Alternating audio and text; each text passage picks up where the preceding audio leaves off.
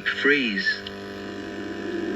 Winter had come, and for many days now had held everything in an icy grip. The countryside was frozen hard, trees were white with frost, and icicles hung from bridges and water columns. Mercifully, there was little snow. Too cold for that, thank goodness, shivered James's driver as he and the fireman huddled on the sheltered side of the cab.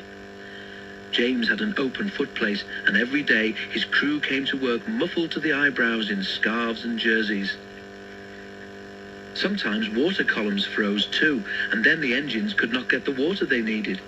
But this never happened at the works station, and one day, when the frost seemed harder than ever, James's driver stopped him beside the water column there.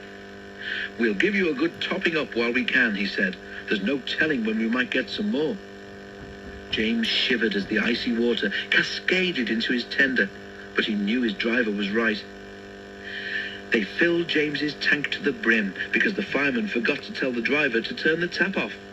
Water overflowed onto James's tender, making him shiver again. "Right," said the fireman, jumping down to the footplate. "Let's be off. I want to warm myself up shoveling coal." "We can't go yet," laughed the driver. "They haven't finished loading the luggage van." "Well, I wish they'd hurry," grumbled the fireman, blowing on his hands. "I'm frozen from standing on that tender." All engines have a tap called an injector.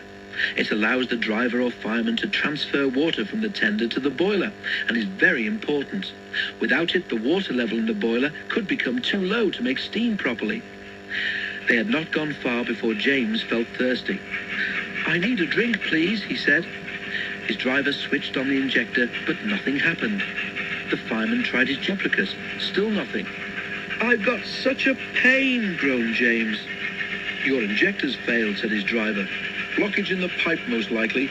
We'll have to stop and deal with your fire. Can't go on without water."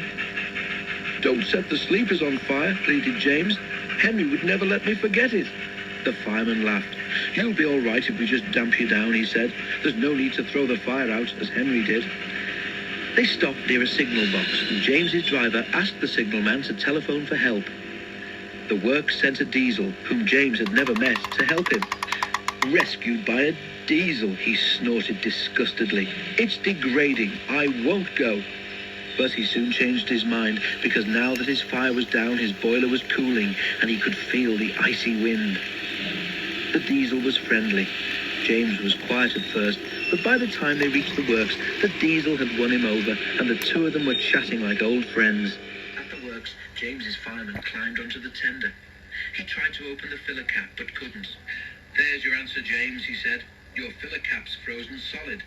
That's because the water overflowed. Ice is stopping air from getting into the tank, so the injectors can't work. You'll be all right when the ice melts." He was, and that wasn't all. Thanks to his new friend from the works, even James now admits that diesels can be useful engines too.